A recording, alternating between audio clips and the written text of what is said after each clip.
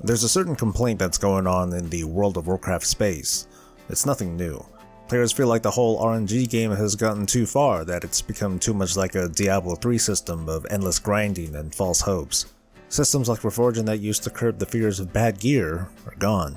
Like I said, it's nothing new, but there have been new features that came with World of Warcraft Legion that are enhancing the argument, namely legendary drops and Titanforged upgrades. Top this off with something like artifact power, and now we add in the perception of the endless grind, striving for that small chance at the ultimate piece of gear. But is it as bad as it looks? Hey, it's Soul with news, opinions, and analyses, and today we're going to address those concerns.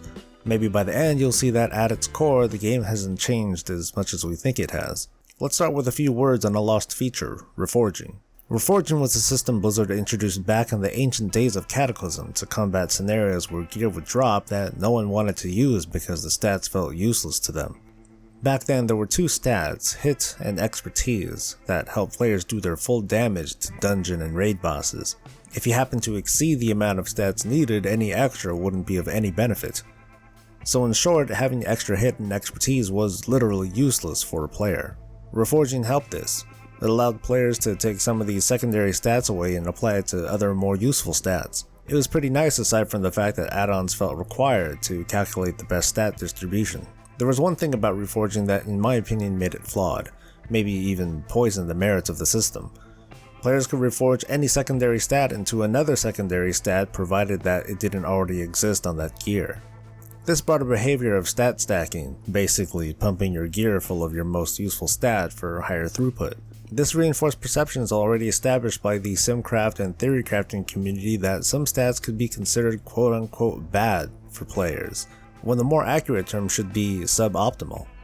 The current iteration of the versatility stat underlines my point. Having too much hit or expertise is mathematically bad. Reforging solved that. Coming into Warlords of Draenor though, hit and expertise were removed from the game, as did the necessity of Reforging. Players used to the idea of good stats versus bad stats were appalled by the change, with the opinion that Blizzard was attacking character customization and other RPG elements. These and other players think against the Blizzard mindset of getting the gear to suit the need, and prefer to alter the gear to suit the need. Whether you like the change or not isn't relevant though, because Reforging is gone. If any mistake was made on Blizzard's part though, it was to expand Reforging to all secondary stats rather than just limit it to hit and expertise. I mean, that was the point in the first place, right? If that were so, these past few minutes of me talking wouldn't have existed. Let's talk about artifact power, or grinding with math. Blizzard introduced artifact power as a thing that players will be acquiring throughout the course of the Legion expansion. The idea they presented was that at the end of a normal play session, even if a player didn't come out with a legendary or a gear upgrade, they can at least say, hey, at least I progressed my weapon a little bit. Nice words, but in the face of daunting numbers, players were confused and a little frightened by the amount of artifact power required to get to the higher levels of our weapons. Artifact knowledge is meant to solve this, not so much for our mains, but for our alt specs and characters. Max level players can start work orders to gain a level every 5 days until they reach the cap, which maths out to 4 months worth of work orders, but less if you're coming into the game late. Theoretically, a player can get to their maximum knowledge level in as few as 25 days, but that's something we'll have to see in hindsight, so I won't go into catch-up mechanisms any further. It's easy to feel overwhelmed by the numbers, but let's apply the math here and let's see how bad things could be if they're bad at all.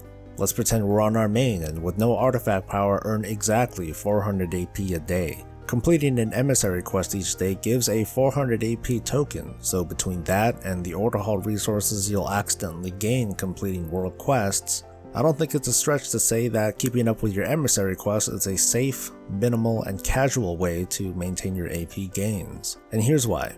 Keeping up with a minimal schedule like this will earn you at least 2.7 million artifact power by the time you reach knowledge level 25, which will put you between your 31st and 32nd trait if you haven't spent AP anywhere else. So in short, doing nothing but your emissary quest will nearly max out your artifact traits in 4 months when you reach your maximum knowledge level. But odds are that you'll earn more AP than that a day, right? Some of us raid, or PvP, or do more than a few world quests and we loot things that drop AP at some point. I guess another way to say this is that at maximum artifact knowledge, emissary turn-ins alone will earn 100,000 AP. 4 months is a long way from now, but think of the experience for the max level alt that you're sitting on.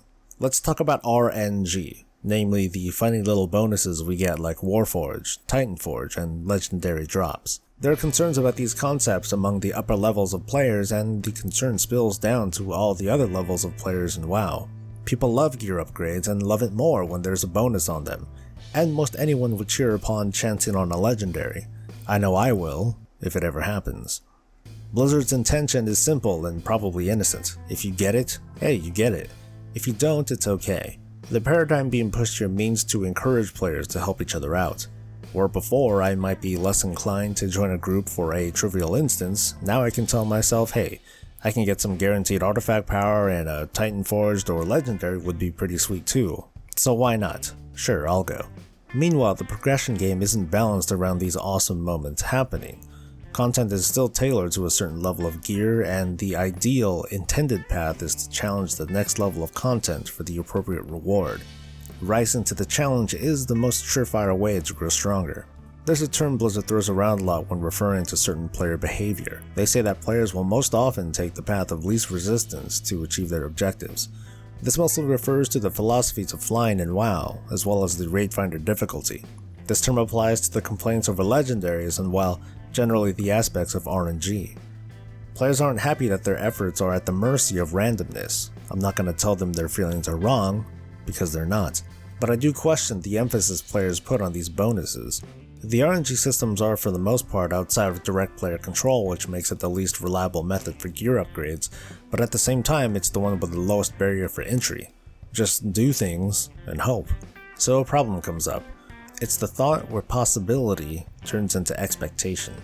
It's not all that different from relying on winning the lottery to achieve financial goals instead of taking steps toward a more predictable outcome. Of course, players will get upset about the perception of this RNG bottleneck. It's not meant to work in favor for the player.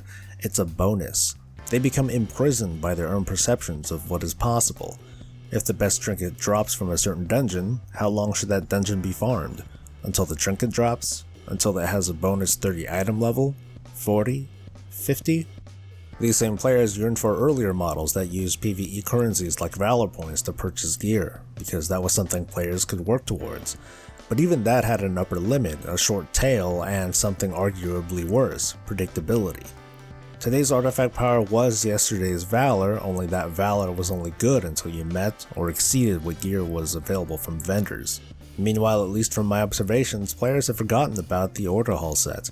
Completing the set is something that naturally happens as a player progresses towards their Pathfinder achievement, but while this might apply for our main characters, players are much less likely to complete the set on their alts, at least not naturally. When it comes to the randomness of gearing, there are two extremes, with one side being absolutely random, from gear type to stats to bonuses. On the other is a predictable model that's tantamount to planning out the start of the experience day by day to the end of your subscription. At the moment, WoW is somewhere in between, with a long-tail system like artifact power, and a narrow, unpredictable system like legendaries and bonus upgrades. But these are passive, long-term systems. They encourage and reward players who play the game, but it's up to us to decide the pace and burden of that system. When you peel these layers away though, for the most part we have the same old game with quest rewards, loot tables, PvE vendors, and a player economy.